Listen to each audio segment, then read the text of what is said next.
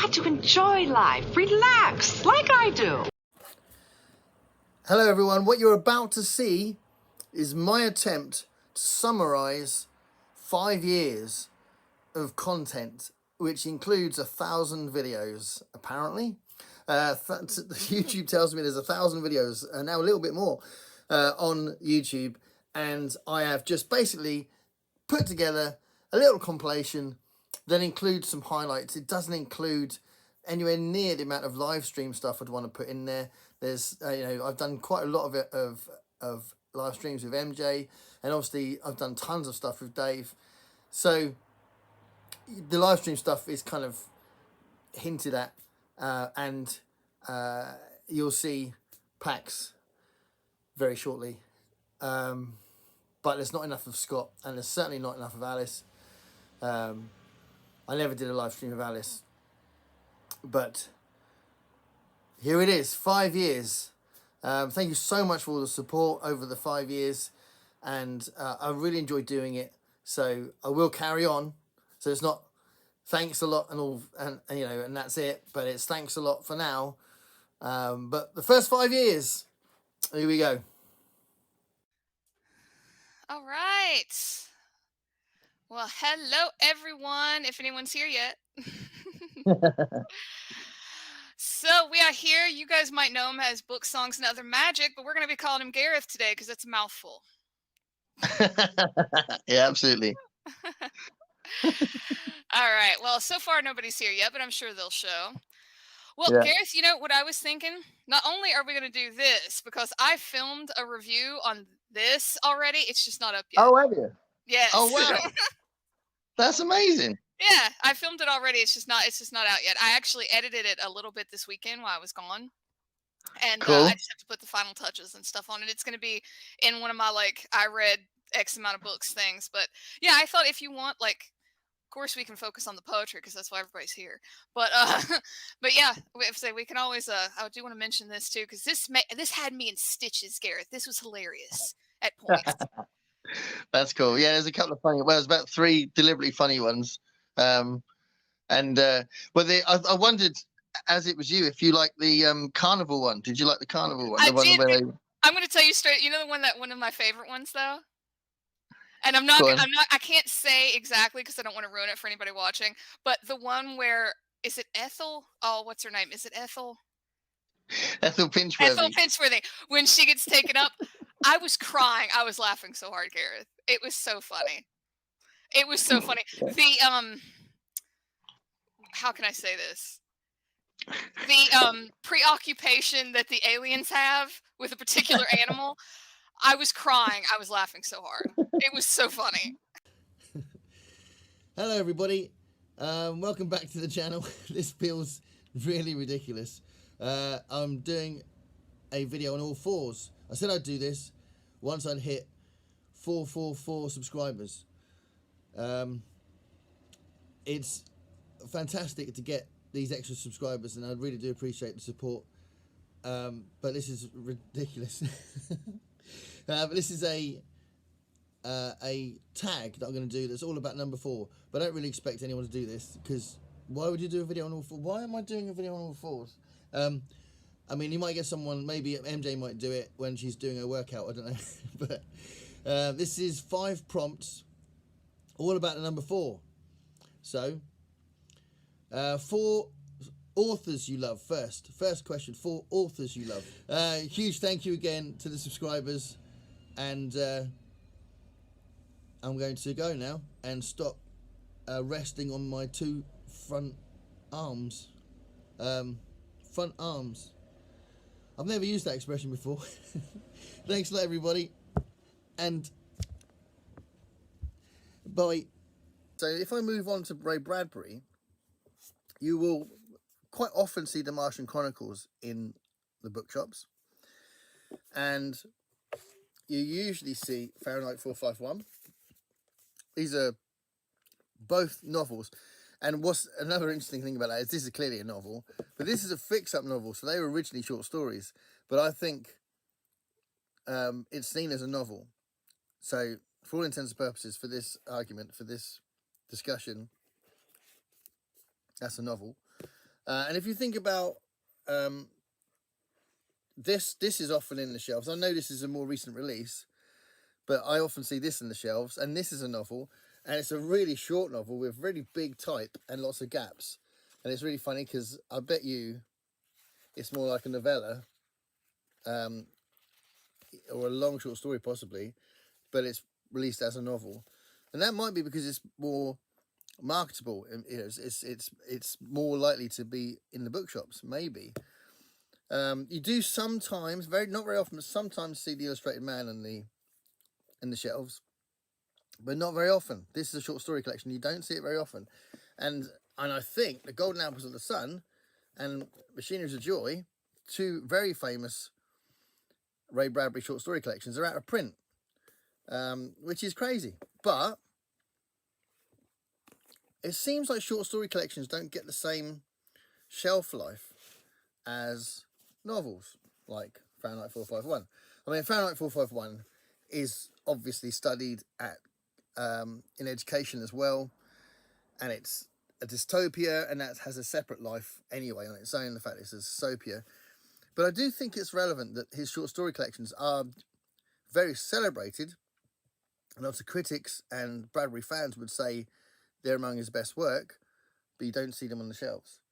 And, you know, something like this, a John W. Campbell collection, which has got Who Goes There in it, this would sell whenever you put it in any bookshop, I think, because people would be always intrigued to read the original story. And the original story is fantastic, but you don't see it on the shelves very often. Very rarely. I bought this online. I think I have seen it once, I think, in a shop. So you don't see it very often, but it's an example of a very famous, celebrated short story that you would think would be an obvious thing to put on the shelves, possibly. But then I was going to say that you do get these two books, and I think these two books are on the shelves because this guy is very celebrated and critically acclaimed, and he only writes short stories in this, and he's quite recently, because it could be that he goes down the road of Harlan Ellison eventually, because Harlan Ellison's books were probably always on the shelves for many decades, but decades later it could be the short story syndrome, maybe. But this is Ted Chiang. Ted Chiang, Exhalation and Stories of Your Life. I pretty much always see either one of them or both of them in the bookshops. I'm always pleased because they're two of my favourite books. I think these books just blow me away. So I love these books very much. So they are two of my favourite books, two of my favourite science fiction books. I'm going to build up eventually. I'll do another video about this, but I'm going to do a video eventually around summer next year, I think, which will be my top 50 science fiction books. And I'm going to allow short story collections because of these books, but also because science fiction was built on short stories. And I just want to say that Dave is such a lovely, lovely, lovely man. I really value our friendship. I look forward to talking to him. I talk to him every day, and there's a couple of others as well. I mean, this is probably the right time to give a shout out to MJ as well, because I talk to MJ every day as well on Voxer, and there's other people I speak to frequently, not necessarily every day, but frequently. So a number of times during the week that I've discovered through Booktube, and we've had the friendship has come from Booktube. But it was really good, and it was a good couple of hours. I think it was 2.5 hours. So that was really cool. And it was also last year we were doing New Worlds November, weren't we, Scott? Yeah, that's right. New Worlds November was just wrapping up last year at this time, and it turned out to be a big success. Like it was a lot bigger than the year before, and yeah, it worked out really well. Maybe we can do that again next November. I would. That'd really be awesome. I would really like to. Well, you and Becky are so good at coming up with book events. You know, there's like 3 sort of classics, and Celeste says she hasn't got the link. Hold on. Aaron read a book. Aaron, I've got to have you on at some point. You're gonna have to send me an email or something so I know how to get hold of you, because there's a few people I've wanted to invite on a stream, and I don't know how to get in touch with them. So I'm pretty sure I looked on your YouTube channel, Aaron, and I couldn't see an email address. So if that's bollocks, I apologise. I think I did, but I'd love to have you on at some point. But I need to just make sure. So how have you been then, Scott? I've been doing great. Getting quite a bit of reading in. The last week has been a little slower on the reading because of Thanksgiving and the holiday here and all that. But yeah, everything else has been going great. Work has been busy, which is a good thing because I work with the family business, so we always want that to be busy. Yeah. Yeah, it's been going great. So what family business is it? We have a business where we help parents navigate. Well, actually, we do the paperwork to get children government help, like children who children who need medical care or therapies, children who have special needs children. We actually help them to get government help. We fill out all the paperwork and all of that. And sorry, the dog just ran into the door. That's the reason I looked over. But, yeah. I think we might get a appearance from Rosie. She's very into being in videos at the minute, so she might appear. Okay. But that's really good. That's a great job. That's a very important job you're doing. So yeah, that's brilliant. We've now helped about 1,700 families over the last 15 years. So wow, that's fantastic. Hi Dave, how you doing? Hey guys, sorry, let me turn my light on here. I'll be right back. Very moody. If I didn't have my lamp, it would be dark in here. Whoa, it's like you're in the room. Welcome back to my channel. Welcome to 2024's Garb August. So Garb August begins again in August. It's the month of trash fiction. It's also the month of trash in other genres, which I'll get to, not other genres, other formats. I'll get to that in a minute. Alice and the Giant Bookshelf mentioned my Winter Wyndham earlier. That was really cool. That was so she's going to read something from John Wyndham, which is nice. But yeah, you bring these things up and you just think, whatever. I mean, that's a very specific one. Whereas June on the Range is nice because just got everyone thinking about westerns. And I never thought about reading westerns. And in that first year, I read Shane, which is brilliant. I think you read Shane as well, didn't you, MJ? Yeah. That was my first Western ever. Yeah, me too. Yeah, that's great. A good one. Yeah. And Sisters Brothers. I read Sisters Brothers as well. That was really good. It reminded me of a Coen Brothers film. That did not a specific one, but the style. Yeah. I made a mistake in 2022 for June on the Range and read Lonesome Dove, which is a great book, but it took about 2/3 of my month. It's huge. I read that this year. Yeah. I tell you what, that's yeah. I think I don't know. I haven't read Lonesome Dove, but have you read that, Dave? No. MJ, you said you read it? I read it this summer. Yep. Cool. Very. I can see why it's a favorite among the boys. It's very. I don't want to say, almost like an episodic soap opera type thing where you're visiting different characters and different things are going on. I mean, it's 900 chunk. Did I enjoy it? Yes, but I can see why it's a favorite of the boys. Okay. Is it full of testosterone? Is it? Yeah. Very masculine book. Masculine themes.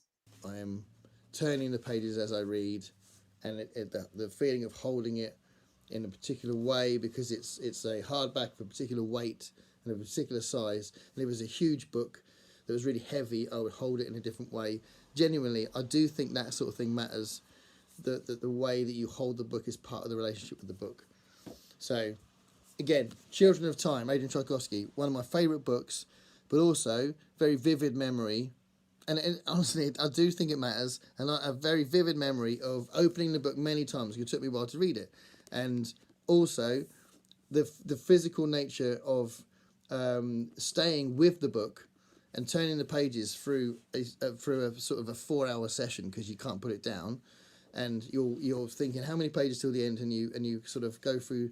Oh, I'll go through another chapter. There's only a couple of pages left, and then you feel like, okay, maybe I'll stop now. How many pages till the end? I'll just flick through. Oh, there's a couple of pages. I'll go to the next chapter. Get to the end of this chapter. All that is contained in the physical nature of the book.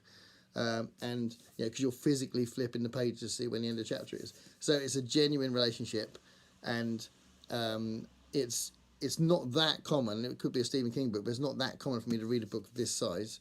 So it really did matter that I had this relationship with this book, and I say this book as in this physical book. Welcome back, everybody. Just to celebrate a lovely round figure of 750 subscribers, I'm going to start juggling balls, and I'm going to start with 3 balls, and I'm going to work up to 750 balls. I don't know if anyone's ever done that before, but let's see how we get on. So 750 balls, juggling 750 balls. Here we go. Now.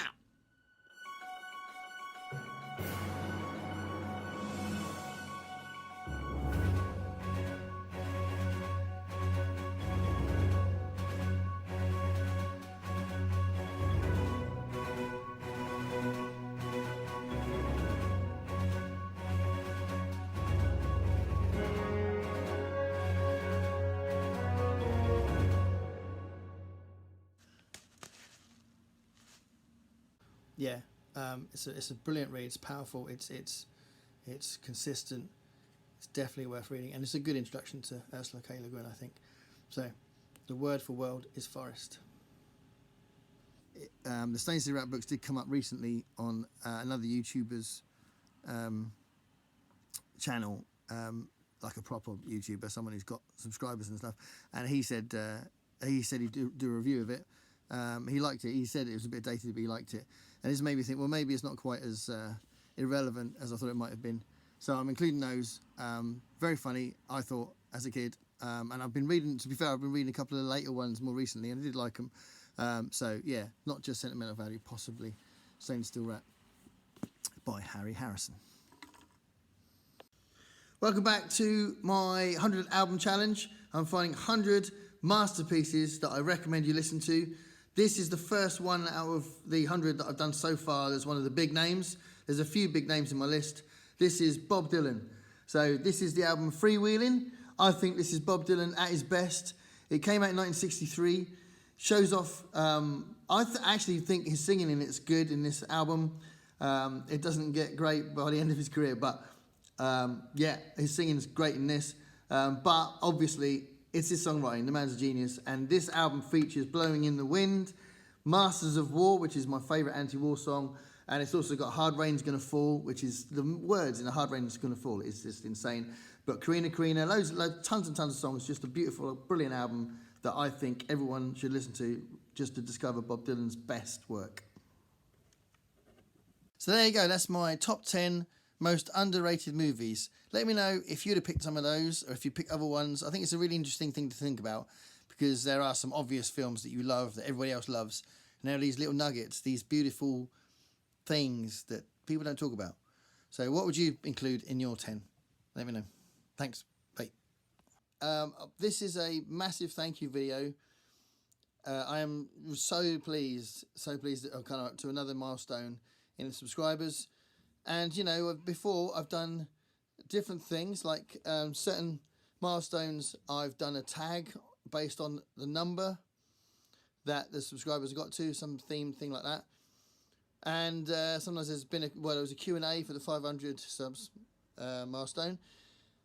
And I want to do something different. So today, I'm going to do, because it's 700 subs. So thank you so much. 700 subs, that's crazy. You know, please keep commenting on the videos, because it's all about conversation. And please keep watching them, and you know, telling me what you think about what I'm saying.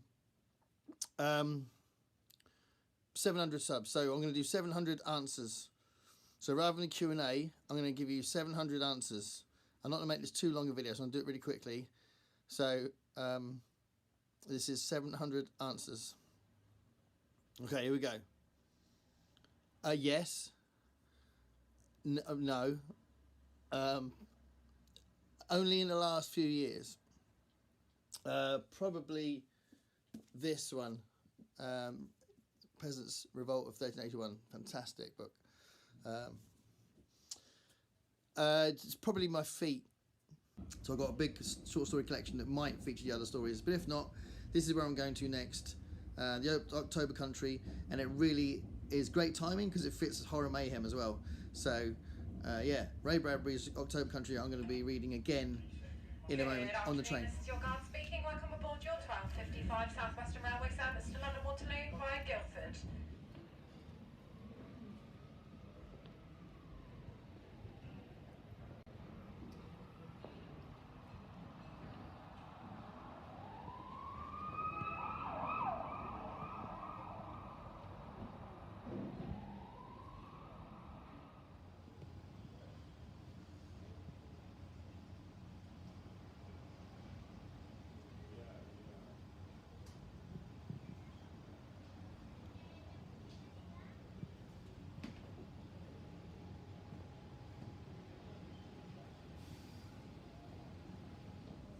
So, I'm on my way back now, but what you just saw was us looking around Foyles. So Foyles was the big place we wanted to go to, and you know, suitably impressive bookshop. I think it's enormous, and we had a great time looking through it.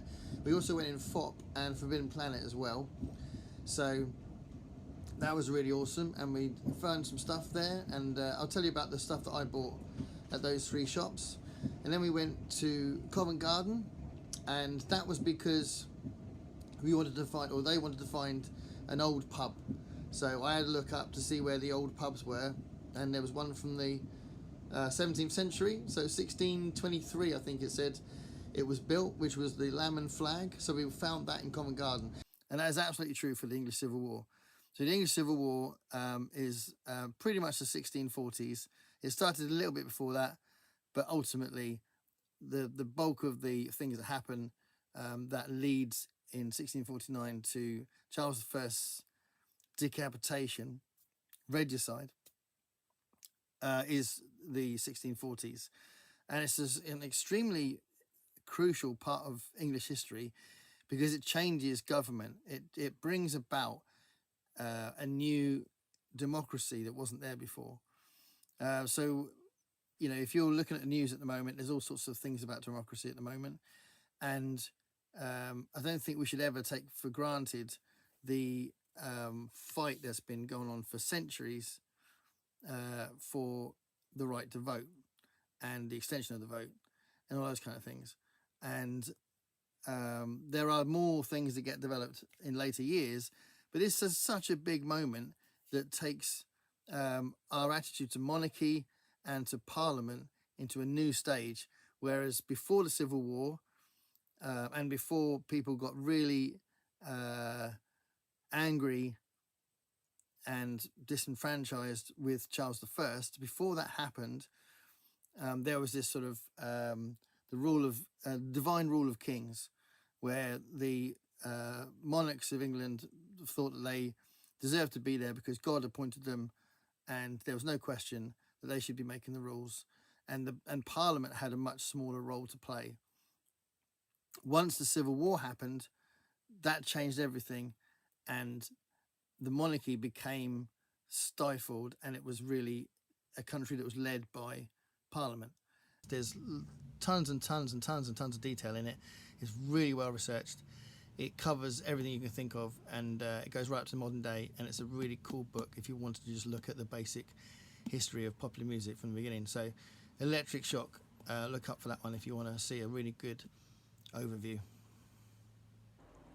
The thing is, I was very attracted to this book because I have my interest in the Marx Brothers.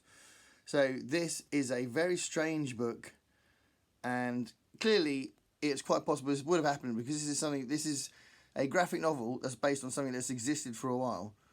So maybe it was a matter of time. But the Salvador Dali script that was written for the Marx Brothers has now come to light properly in this graphic novel. The next book I want to talk about No, why do that? Hold on. The next book I want to talk about is quite a unique book, really. It's an academic, university press kind of book on the work song art form, and it kind of traces back the blues from then, and it tells you quite a lot about the American prison system. It was written sort of researched and written in the 60s, called Wake Up Dead Man. And as you can see, my copy is secondhand. I can't get that sticker off because he'll take half the cover off, so it's a bit frustrating. But anyway, it's by Bruce Jackson, and it's a really interesting read. You do really learn a lot about their conditions and some of their experiences while looking at these work songs. There's hundreds analysed in there, and it's also got the music analysed as well as the lyrics, and it really goes into a lot of detail. But significantly, for this kind of thing, it does talk about the prisoner's experience, and there's tons and tons of interviews with them throughout the book. I finally found Binti, so it's not very common to find this in shops, and I found this in Forbidden Planet in Liverpool, I think it was, and that was a fantastic find. And it's actually the whole trilogy. So Binti, when I first found out about the book, it was quite a short novella kind of size book, but this is kind of 3 volumes, if you like, 3 parts put together. So that was a nice find. So I'm looking forward to reading this.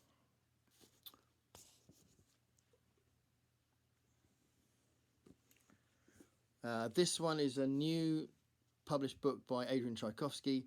I've read a bunch of his books now, but this is kind of in the same world, universe, or whatever, as Dogs of War. And Dogs of War I thought was really, really good, so I'm looking forward to this. And this is a really cool find where I just went into Waterstones, didn't know he'd released this, and I was like, oh, what's this? A new Tchaikovsky book I hadn't seen before, and it was connected to the Dogs of War book, so I was really excited about that. So looking forward to that. Barehead. Announcement. Oh yeah. Should we so I'll just quickly see where actually we could do that because we're an hour and a half in. I think we have to. Yeah. So do you want to announce it? No, you announce it. You thought of the name. Yeah, so we've kind of regularly been doing live streams, so often with MJ as well. But we thought we could do a fortnightly show. Is that going to freak people out? Fortnightly? What does he mean? Fortnightly. If any Americans in the chat know what fortnightly means, they get 20 points. So we thought, rather than having it too pressured and I do it every week, we'd do it every 2 weeks. So every 2 weeks, we're going to do a live show, and we're going to call it "Is This On?" because that's like a joke that obviously it'd be fun to call it that. And we'll just see what we talk about at the time, see what we're reading, see what happens in the chat. I'd like to try and have an overall question that we can talk about. What do you reckon, Dave? That'd be good, wouldn't it? Yeah, that's a good idea. You know, we're We'll just see what happens. Plan to have a lot of guests, right? Yeah, we'll have some guests. You know, and so yeah, we just thought it'd be fun to do a regular show because to our surprise, there seemed to be enough people that seem to be interested in our nonsense every time we do one of these live streams. So we figured it'd be nice to do a regular show that people, seem to have good chemistry here. Regular show that people could depend on, and we'll always have fun with you guys. So yeah, and what we could do as well, if we get Brian from Bookish on, we'll try and get him to dress as Biscuit Rage. and we can have, like, when we get tired of talking, we could have Jim do voiceovers for us on the show. Yeah, we can't have too much of Jim on our show because it'll probably be censored for its sensuality. Yeah. It'll put us out of business. But yeah, that's it. So Scott or Becky knew that it's every 2 weeks. Every 2 weeks, fortnightly. And then, as Jenny said, do you mean a battle royale? I'm trying not to spoil it by saying anything about the plot. But honestly, it really does. But honestly, it really does make. But honestly, it really does pack a punch. It's got it's a beautiful book, but it's quite a desolate book, as you can see from those landscapes, and it's a very small story about these two, but with a big story around it, a big kind of setting around it. And I'm not going to go into too much detail because there'll be too many spoilers, but it's quite cool. And I just wanted to just share the joy of the idea. So if you come up with an idea, how exciting it is, the excitement of having an idea. So it might sound a bit weird, might sound a bit meta, I don't know, but it's something that might be something to encourage people if they think they are a bit creative but they're scared to take the leap and be creative and actually do the thing that they think they might be able to do. This video might make people think, well, if it causes that much excitement, maybe I should try it. Because genuinely, even if what you do doesn't reach a massive audience, the excitement of it, the delivery of it, the satisfaction when you've completed it is really real. It's brilliant, and it's a fantastic thing to give you that buzz in life, to get you up in the morning, to give that drive, to get you excited, to get you talking to other people about it, to get conversations going, to feel like you've achieved something, to reflect back on it. You know, my first collection, the one story that people keep talking about, is the Ethel Pinchworthy one with the old lady that gets abducted by aliens. And every time people talk about it, I laugh because the story makes me laugh. I think it's funny, but I'm so happy that people enjoyed it and they liked it. You know, if they don't talk about the other stories, then that doesn't make me think negatively and just go on about that. I think about the positive, that they love the Ethel Pinchworthy story, and I love the fact they love it, and I, you know, it's it's a funny story, and you know, when I came up with the idea, I was excited to write it, and while I was writing it, I was laughing, and that's going to happen soon when I start writing this new idea I've got. It's going to be, I think it's going to be a ride, and I'm looking forward to finishing it and sharing it with the world. I'll show you what I've done with the shelves. So as you can see, this was the main shelves that I used to, well, I try and film in front of most of the time. If I'm not filming downstairs, then I'll film here. And you can see my hard case crime books there and the J.G. Ballard books there. Just a quick little look at what's there. There's a couple moved away from there because I'm reading them at the moment, or the Ray Bradbury one I put with the Ray Bradbury books, that kind of thing. But and there is actually a J.G. Ballard one I'm reading at the moment. But then, yeah, you've got the Blake Crouch ones there. Cage of Souls I want to read in a minute as well. I've just borrowed the Secret History, so I put that there to be safe because that doesn't belong to me, the Donna Tartt book. But you can see there I've got some Historathon stuff there as well. And the Penny Dreadfuls one you might have seen in the video I did about the gift from Mark A. Vaughan. And there's like a whole sort of load of stuff there, different kind of things really. It's quite random, these shelves, but as I said in that first bit of the video, I might change the nature of these shelves now that I've got this other bookcase. But yeah, so this is what is like my main bit, and there's my cartoonist stuff there, the Gaynor Wilson and the Gary Larson and the Charles Adams are all there. And there's one underneath as well, which also has the cartoonist stuff in it. It's not my whole collection, but it's my favourite ones really, and my Jim Henson books in the corner there. That book above there just a minute ago, one called Depth, is just one I bought recently that looks really good. So that's the main shelves that you're used to seeing, because I usually film in front of those shelves if I can. The only reason why I don't is if I can't use the bedroom. And then this is the new shelves, so the new bookcase. So as you can see, I put the Kate Bush book and the big New Yorker book at the top there. These are the Richard Matheson books. So this is what I've got at the minute. There's a nice little collection there. There's a few I need to get, but I'm going to be doing a deep dive Richard Matheson later. And then Ursula K. Le Guin is there on the other end. So yeah, if you have a look more carefully, you can see which ones I've got. And I've collected those over the years, you know, and had a few recent ones as well. But now you see it was recently bought. And some Twilight Zone related ones there, just a few there in the middle between Richard Matheson and Ursula K. Le Guin. So there's the big box set there, and then over here you've got a whole pile of Ursula K. Le Guin ones where it's unusual now for me not to see something I haven't got by her. So I've got tons of Ursula K. Le Guin. I think she's amazing. And I've put the Time Traveler's Almanac in front of it. I've moved that slightly since doing this video, but I put that in front of it. And I'm going to do a special series of videos on that book, actually. And then the rest of the shelves is the Harlan Ellison books. These are very collectible.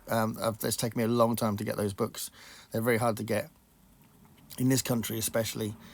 So some of those were well expensive. And I particularly like those Ace books as well. So I would like to one day have all of my favourite Harlan Ellison books in that Ace publication style. And then below that, you've got the Ray Bradbury books. So I've put all the Ray Bradbury books together. As you can see, I've recently got that poetry book, which is pretty cool. Got the Everyman book there. And I've been going through the Ray Bradbury books slowly. I've just recently got Dark Carnival as well, which is great. So I'm going to do a video about that and Small Assassin. But yeah, so those early books are kind of in order there. And then I've got the other later ones further down. But there's some really good stuff there. There's only a few I need to get now. And then I've got pretty much everything's done, which is great. There's a pile there on the end of Claire North books. So there's a couple I read from the library, but I've got pretty much most of her stuff. And then this is 2 shelves of double-breasted science fiction books. So there are some of my favourite ones in there, but most of them are TBRs. So most of them are books I haven't read yet. So there's tons and tons I haven't read. I did a video recently where I said I wanted to read more Robert Silverberg, Alan Dean Foster and Joe Haldeman. So those are all in that bit, but there's loads of others as well, as you can see. So you know, you've got Bob Shaw there, and Philip K. Dick, and To Say Nothing But the Dogs there, look, which I almost buddy read with Mark, but we didn't get there in the end. Philip Jose Farmer, tons and tons of H. Beam Piper I'm really into because I really love the Fuzzy books. So yeah, all of that stuff's there. Tons and tons of there's a few Strigazzi brothers ones there as well. Pallanson there, H.G. Wells, you know, all the classics, but some Clifford C. Simak, some Tchaikovsky stuff there, my copy of June's there. So yeah, I mean, science fiction is my first love. So that Project Hail Mary is taunting me. I need to read that. And then this last bottom shelf, apart from those 3 exceptions there on the left, these are all Stephen King books that are going to be part of my new Stephen King project. And I just wanted to kind of just put that kind of message across, I suppose, that don't ever think that it's not worth doing something because you're never going to be famous or you're never going to be that successful, whatever. These are, it's a scale. This is a whole spectrum. And if you've touched one person or if you've affected one person or you've made a change in someone's life in some way, then that made that thing worthwhile. You know, that's what I think. I think it's a really important thing to think about. And that could motivate you, that thought could motivate you to do something that actually affects 10 people's lives. It could affect 50 people's lives, hundreds of people's lives, thousands of people's lives. You never know. So think about the smallest success, and who knows? You could be affecting a large number of people's lives in a really positive and lovely way. And if it's 50 books, it's the silver level. If it's 75 books, it's the gold level, and then 100 books, which would literally take me about 15 or 16 months, is the platinum one. So I'm going to go for 25 books. So I need to read 25 books before I can buy a book. That's the challenge. And I'm timing this video so that it comes after the huge... Yeah. Oh, no, yeah. No, you can come through if you want. Yeah.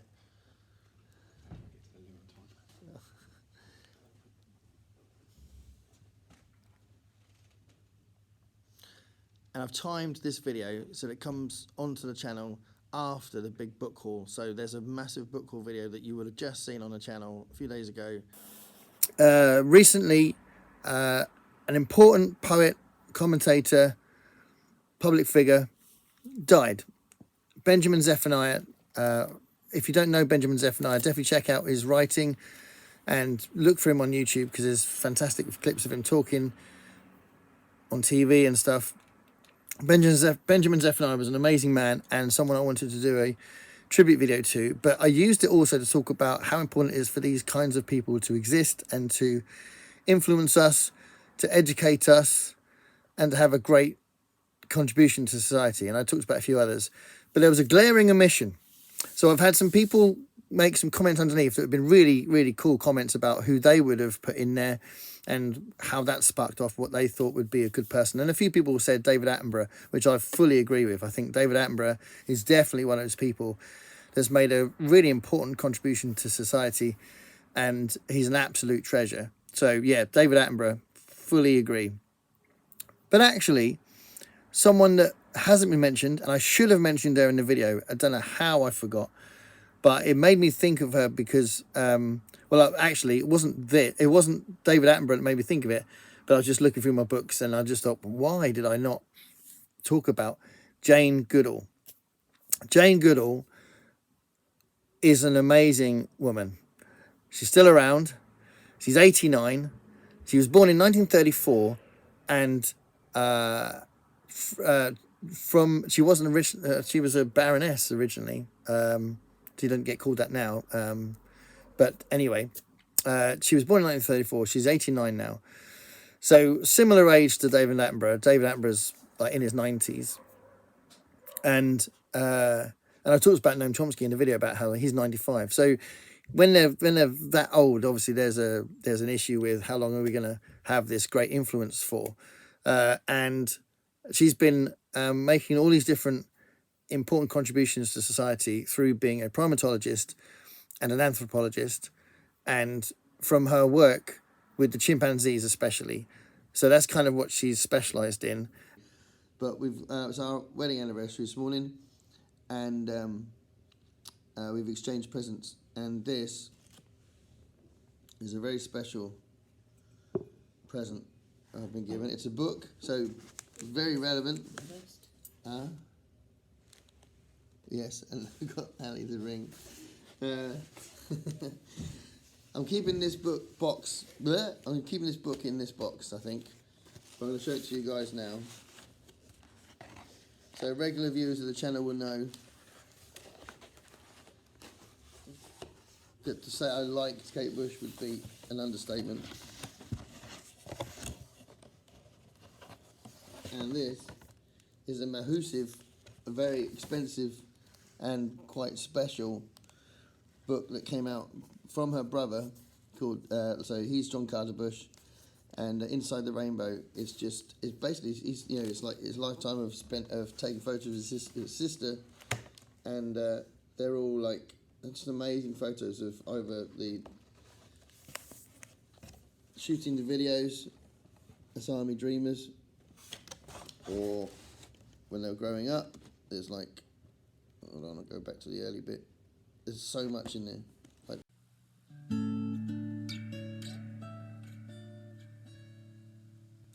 if I could save time in a bottle, the first thing that I'd like to do is to save every day till eternity passes away, just to spend them with you.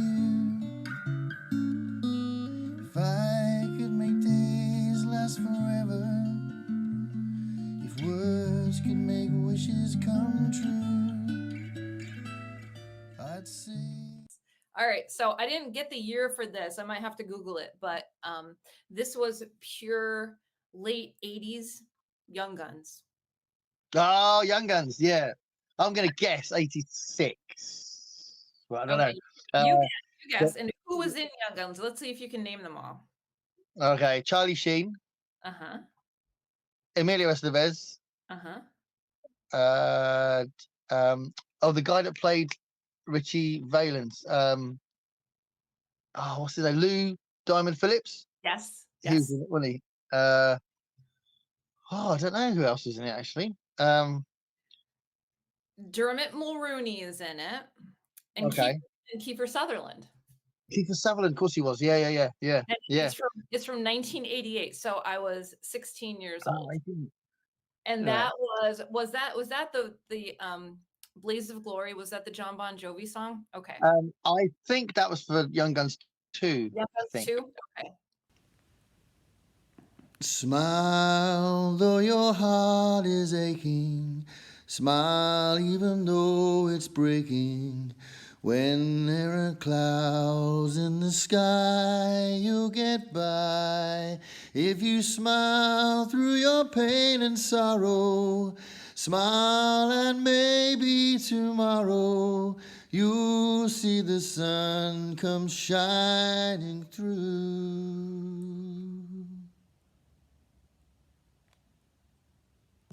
Then, another reference to another booktuber. I was very lucky that I got a voucher from Pax Panic when Pax did a giveaway when she got to, I think it was 400 subscribers. And so and I thought, well, what I'll do, in respect for the gift and how generous she was, I would look at her videos and choose something that she's reviewed. And then there'll be a little bit of a connection there as well. So I chose CJ Tudor's The Burning Girls.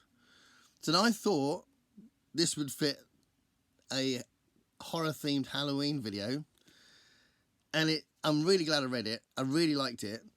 But it wasn't very horrific. So, spoiler warning, don't read this if you want to read something nasty and horrible and horrific.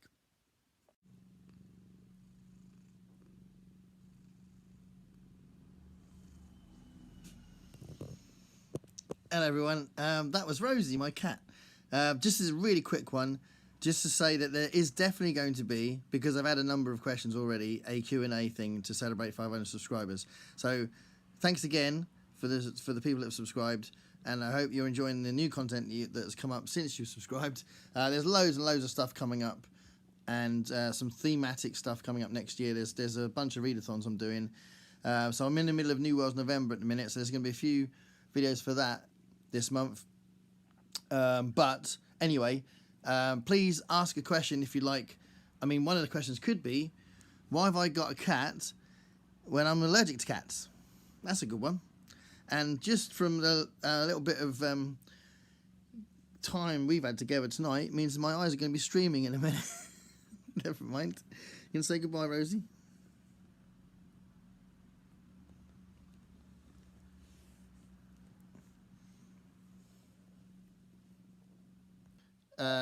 It's really nice that I can approach this video knowing that some people are going to watch it, some people are going to watch it for a start, but also that some people I know that are going to watch it, some other booktubers that I know are going to watch it, and it's just really nice. This time last year, if I'd done a video like this, I would have felt like I could have been just whistling in the wind sort of thing. So, you know, this channel has really become much more meaningful through the contact, through people that have commented and people that watch them, and the other booktubers, all that sort of stuff. So, you know, that's something to be really grateful for. So I wanted to say that before I get going anyway. I don't really want to do many edits in this, and I still have a cough, so excuse me for a second. I'm very sorry. I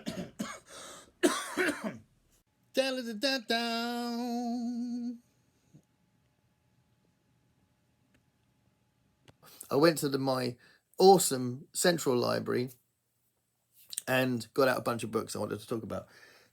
Incidentally, I also got a leaflet about the library, and I asked them if they had a leaflet because I wanted to do a video about libraries in general, which, if you are interested in that, let me know in the comments because I would like to do it. But what I think is just awesome about Portsmouth, my city, is there are actually 9 different libraries in Portsmouth.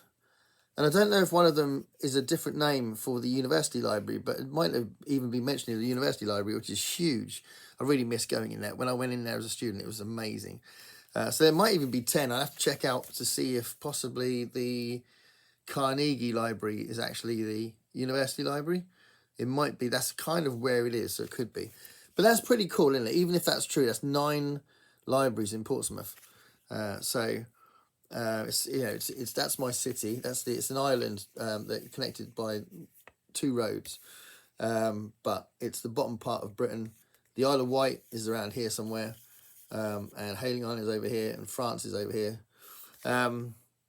So anyway, I've talked about Portsmouth before, and I would like to do a video about Portsmouth's libraries. But yeah, I thought I'd just mention the fact that we've got loads and loads of libraries. Yeah, so I'm going to talk about my 10 favourite lyricists. So it's really hard. I went through the list so many times, kept changing it.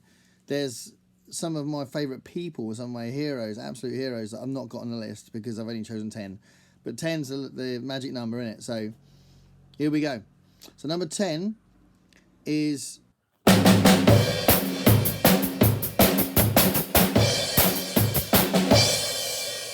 What are the best books of 2024?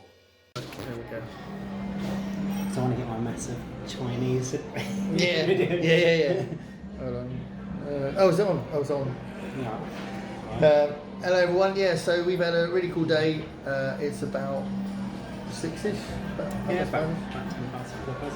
Yeah. So we've gone to a Chinese buffet place, and We've got an enormous amount of Chinese. yeah, but we've got loads of books as well. So we'll talk about that another time probably. We need to eat, don't we? Yeah. It's been a long day. Yeah, we'll getting some food in after hauling around books all day. But we didn't go to the Spanish bar, did we? No, we could go there, but there's a lot of standing up there. I don't fancy that. Yeah, we wanted to sit down. So, but we did go somewhere else. Can't remember where it was. Where was Dog and Duck? No, we didn't go in the Dog and Duck. Oh, that was easy I as can't well. remember what we went to. Okay, We met up in Balti Towers, which is a great pub. yeah. So yeah, there we go. So, I was rudely interrupted by my taxi appearing. So yeah, I want to keep talking about this. So, Quality of Mercy by Daniel Keyes. It's so good. I mentioned in that previous little bit that there's loads of world building, and there really is loads of world building. And I said it was a corporation. It's more than a corporation. It's kind of like they are trying to defeat Skynet, and there's a really chilling ending that is just so powerful. It's brilliant. That.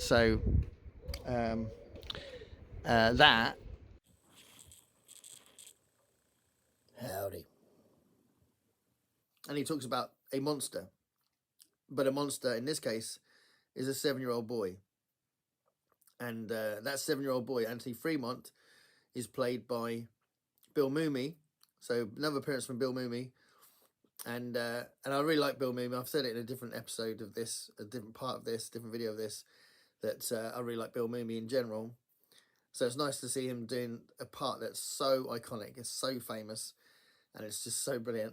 So yeah, he's the monster, and whatever he wills can happen. He can will things to happen, and everybody is frightened of him. All the adults around him are frightened of him. He doesn't like any kind of negative conversation. If anyone stops smiling or saying bad things or negative things, there's a risk that he'll do something horrible to them or send them to the cornfield, which he often does to people. He sends them to the cornfield.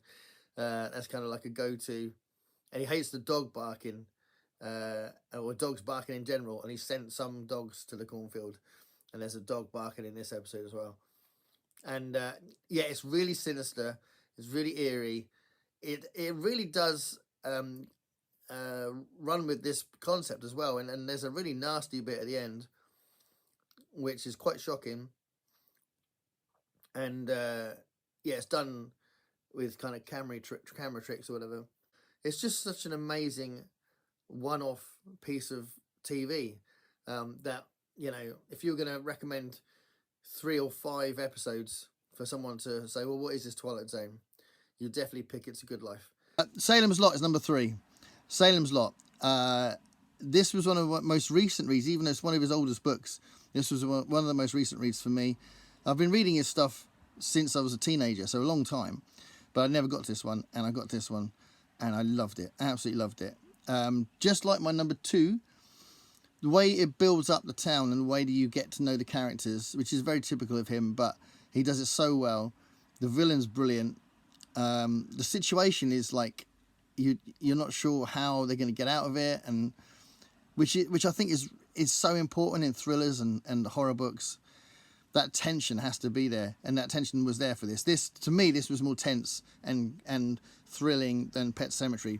I love the writing in Pet Sematary, but for me, it's not scary or thrilling. This is, and I really liked it a lot. So I didn't feel okay about doing the Patreon thing, but Buy Me Coffee, I think, is like equivalent to somebody seeing you at a gig that you're playing at, and then just says, "Oh, let me get you a drink," you know, in the break or something.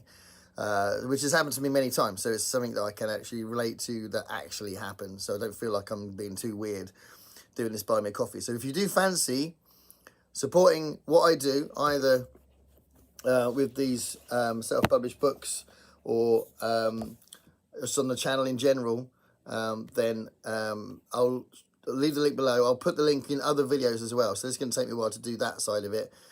But buymecoffee.com/booksongsanothermagic is going to be the link, and as I said, I'll put it in the description. But if you do want to send anything as a tip, then I will really appreciate it. But it's worth saying that this is a new idea, and I've already been very, very grateful for all the support on the channel, and the support about the books, regardless of that. So if you've watched the videos, if you've commented on the videos, if you've shared the videos, if you've mentioned my channel in your videos, any sort of long-serving watcher of the videos who comments or even doesn't comment, just watches the videos, you know, I really do appreciate all of that, and I've made lots of friends on here, and I do enjoy the process, but I quite like the idea of just a very simple tipping service that doesn't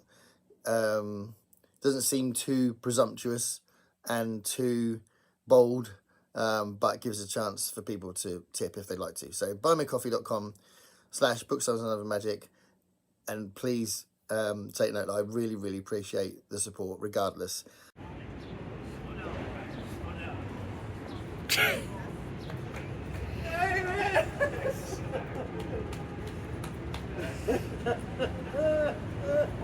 Finally! It's like so weird. That's what I'm doing. All right, let me get you guys. Go, Silver Fox! Happy birthday! It's really gonna get real. Yeah. Look at you.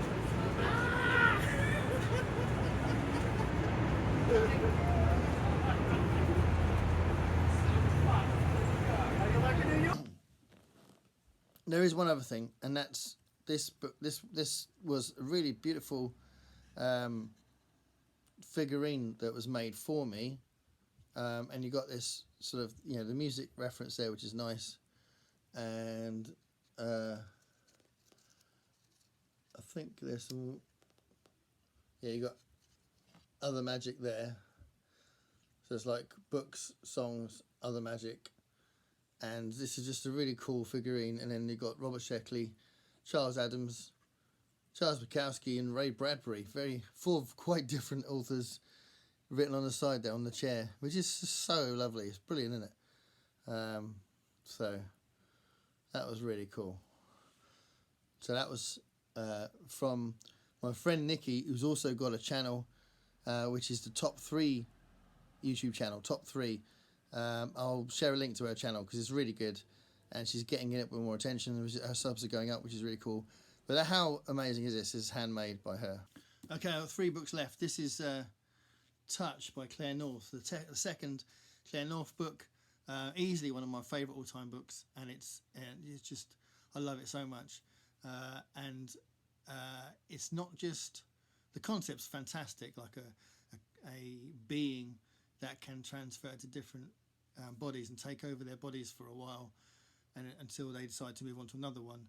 And while that body's been occupied, they're kind of in stasis, if you like, but they do remember everything that happens to them while this being's inside them. And basically, this being that's going from different bodies is being hunted. And at first you don't know why, and then the plot develops, and yeah, all sorts of things happen. But she's such a good writer that it's not just about that, because when she is occupying a body, then there's all sorts of other things that is in the text that make it really interesting, and she's exploring smells and taste and the person's memories, and you know, at one point you can tell that someone's seriously ill from being in their body for really quickly, and then before they move on. This one is from March 1982 and features an interview with Fritz Lieber, so that's pretty unusual. And more about The Thing, John Carpenter's Thing, and loads of news, 9 new fiction stories. There's a feature, there's an actual script of Rod Serling's story, Passage for Trumpet. That features a lot. It's one of the things I'll talk about when I talk about the general content. And a feature about a new film called Stab, which had Meryl Streep in it and Roy Scheider. So that's that one. Peter Straub, The General's Wife, another new story from Peter Straub, as well as inclusions from Stephen King, Rod Serling, and Gavin Wilson as normal.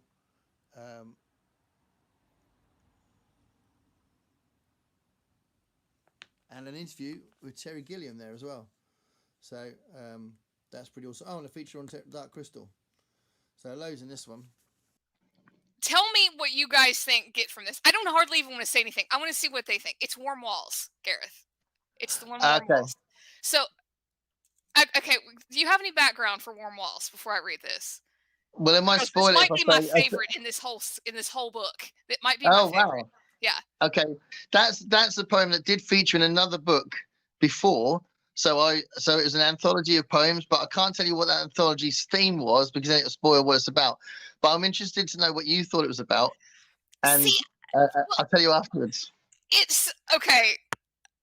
I almost got like almost like an insanity thing from it, like tapping on warm walls, like you're crazy. You know, like someone in an insane asylum tapping on warm walls. You can't imagine why I like this one, Gareth, right? Yeah. But yeah, it's something about, and also the walls being warm, because I was sitting there going, why the hell are they warm? But it makes sense. Why does it make sense? I don't know, but I liked it. Like the fact that the walls were warm. Like, why are they warm? I don't know. Let me just read this before I start rambling. All right. So this is Warm Walls. That impenetrable reasoning, that polite private sneer, that crazy sense of wonder seeping out from the walls, the tower above the nuisance of debate, and I watch as the seclusion eats away at the soul, helpless as I tap on warm walls. That sense of community, that tourniquet embrace, that crazy sense of wonder seeping out from the walls, that tower above our fragile hearts and minds, and I watch as the seclusion eats away at the soul, helpless as I tap on warm walls. That line right there, oh God, that tourniquet embrace. Love it. So now, what was it about? Well, I feel like I'm going to spoil it now because, you know, so you think it's about insanity and crazy? I kind of got like that was the vision that, well, I mean, Gareth, come on, is it really that hard to believe that I had envisioned crazy people? I mean, well, it's my, okay, you're going to, I feel like I'm going to reduce it to such a simple thing now. It's okay. I'll still think it's about crazy people. Next time, well, it's about religion. Oh no, I kind of like that even better. Wait, the tourniquet embrace. Oh, that makes it so much better. Okay, hold on. The sense of community, the tourniquet embrace. Gareth, my frontal lobe just like blew off. I love it. All right. No, that's great. Sense of wonder seeping out from the walls. It all makes sense now. All right, stream's over. Bye. Oh, it all makes sense now, Gareth. I love it.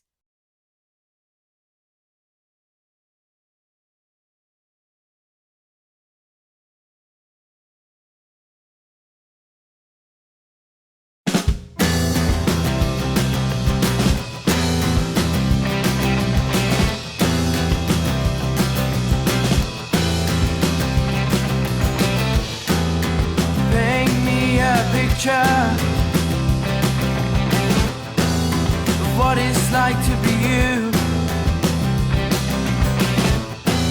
You sit up on your high chair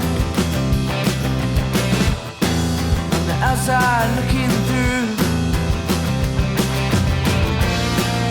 I know where you're going.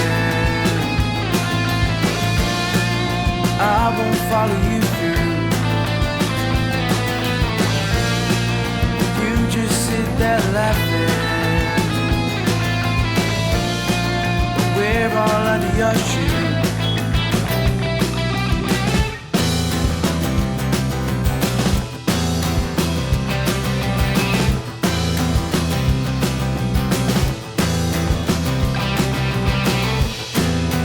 Talk about our freedom, but none of it is true.